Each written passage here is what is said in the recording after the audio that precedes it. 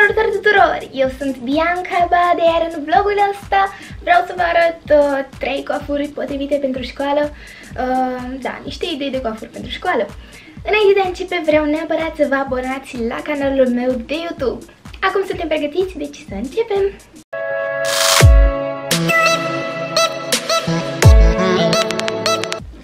Așa cum vă spuneam, astăzi vă voi arăta 3 coafuri de școală. Vă dau niște idei pentru că am văzut că vă plac vlogurile din seria Back to School, așa că voi continua. Ok, deci haideți să vă arăt prima coafură. Ok, în primul rând voi face una foarte simplă, o să împărțim părul în jumătate. Deja, eu am cărearea formată, nici nu trebuie să mă chinui, efectiv este gata. Ok, și o să luăm 2 părți de păr și să le prind aici. Cam așa am acest clește mic. Probabil că m-ați mai văzut cu coafura asta în pozele mele de pe Instagram, pentru că îmi place foarte mult și îmi place cum îmi stă și da, am poze cu ea. Ok, și doar o să scot niște firicele de păr de aici. Nu stă partea asta, oh my god. Ok, au, așa. Super cute, nu? Ok, este una dintre coafurile simple care mie îmi plac și le port la școală pentru că este foarte simplă de făcut și arată foarte drăguț. Ok, așa. O să mă întorc cu spatele să vedeți. Cam așa este, nimic special, însă am vrut să vă arăt și vouă cum o fac eu. Este atât de simplu, efectiv, și arată foarte drăguț, sinceră să fiu. Este una dintre coafurile foarte simple pe care eu, în general, le port și când ies în oraș, nu numai la școală, dar este foarte drăguță pentru școală. Și poate aici mi-aș adăuga o fundiță, dar nu astăzi, pentru că nu găsesc niciuna. Ok, trecem la a doua coafură. Următoarea este una tot cu un clește. Am acești 2 clești, negru și roz. Astăzi îl voi folosi pe cel negru și probabil că ați văzut faimoasa coafură cu clește de pe TikTok. Vreau să vă arăt cum o fac eu. Nu știu dacă e corect sau dacă așa se face, însă așa mi se pare că îmi stă bine. Ok, deci tot așa împărțim părul în jumătate și îmi dau curtain bangs-ul, bretonul, după urechi. Apoi fac așa ca un fel de coadă și încep să rulez părul până arată decent. Apoi prind cu cleștele aici, cam așa este de la spate și doar îmi las părul. Apoi doar îmi scot niște fericele din astea pentru că arată mult mai drăguț. Ok, dar pe bune, că niciodată nu mi-a ieșit chiar așa de bine. Este tot așa o coafură foarte simplă pentru școală. Deci pe bune că vlogul ăsta o să fie foarte scurt. Nici nu știu ce să vă spun, pentru că vreau să vă arăt coafurile de școală pe care eu le port. După ce am balet, îmi desfac părul pentru că nu mai suport să stau cu el în coc și sunt transpirată și îmi fac una dintre coafurile astea pentru că este foarte simplu și arată foarte cute, foarte drăguțe. Așa cum vă ziceam, îmi scot niște firicele de păr. Și dacă am nevoie, dacă părul meu este foarte dezordonat, îmi prind aici cu 2 agrafe ca să nu mai iasă alte fire. Dar astăzi este super ok totul. Ok, cam așa este și de la spate. Foarte drăguț! Ok. Așa cum vă ziceam, vlogul ăsta o să fie foarte scurt, pentru că nu prea am ce să vă spun. Vă dați și voi seama cum îmi fac părul.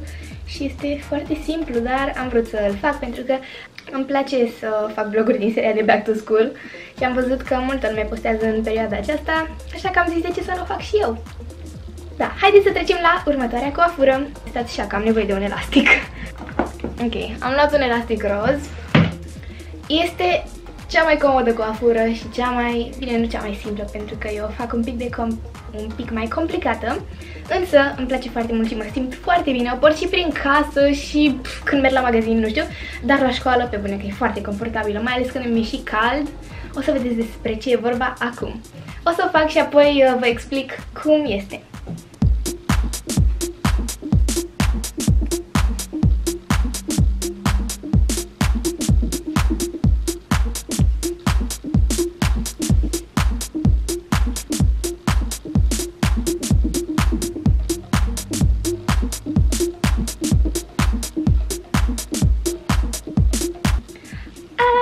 Esteban, evident. Este cea mai confortabilă coafură la școală. Ador, efectiv. Și prin casă și, nu știu, când editez, numai așa stau. Când, nu știu, când mă trezesc și merg la baie să mă spăl pe față, îmi fac părul așa. Când merg la baie, îmi fac părul așa. Este cea mai comună și comodă coafură. O să vă și explic cum am făcut-o pentru că e un puțin mai complicat, dar arată foarte drăguț, uitați-vă. Ok, o să le desfac să vă arăt. Așa cum vă ziceam, avem nevoie de un elastic și atât. Este foarte simplu. Nu știu dacă așa se face și pe părul scurt, dar eu am părul destul de lung, așa că o să vă arăt cum fac eu. Ok, îmi dau părul pe față și pur și simplu prind cam pe coadă, nu foarte sus, dar nici foarte jos, îmi cade păr. Și apoi disțin în mâna cu elasticul. Apoi fac asta, doar până la jumătate, ca și cum ați începe să faceți o coadă, doar până la jumătate. Apoi rotesc, apoi prind această, vedeți că aici am o jumătate și o prind cu mâna, nu știu cum să vă explic. Apoi iau părul care a rămas, pentru că mi-a mai rămas o grămadă de păr. Și aici am mâna, oh my god, cum arată. O să trec pur și simplu pe deasupra. Apoi trag elasticul. N-a ieșit. Ok, încă o dată, nu-i problemă. Pentru că am făcut lent și de-aia nu mi-a ieșit. Ok, deci luăm o coadă, luăm coada. Stai să dau camera mai spate ca să vedeți. Așa. Ne-am făcut o coadă, da? Îmi cade părul, au. Apoi tragem elasticul până la jumătate. Întoarcem, prindem, luăm partea din spate, o punem peste cea din față și tragem elasticul. Și apoi, ceea ce fac este asta. Efectiv. Apoi îmi scot fire din față, evident. Cine nu face asta? Părinții mei îmi zic, de ce îmi scot fire? Dar mi-mi place cum arată, deci pe bune. Așa și aici din lateral. Și tada! Foarte cute. Deci, pe bune, este una dintre cele mai comode coafuri pe care le putem face la școală. De fapt, oriunde. Și îmi place. Foarte cute. Ok. Pe bune că îmi place. Deci, îmi place foarte mult. Ok, o să fac finalul cu această coafură pentru că îmi place. Oh, wow! Scrieți-mi în comentarii dacă vreți să fac și partea a doua la coafuri de școală, pentru că eu, sincer, o să fiu mai multe să vă arăt. Și, da, dacă aveți nevoie de idei, nu ezitați să-mi scrieți în comentarii. Cam acesta a fost și vlogul de astăzi. Sper că v-a plăcut. Mie mi-a plăcut foarte mult să vă arăt și chiar m-am distrat. Nu uitați să vă abonați la canalul meu de YouTube. Eu vă pup, am fost Bianca, da?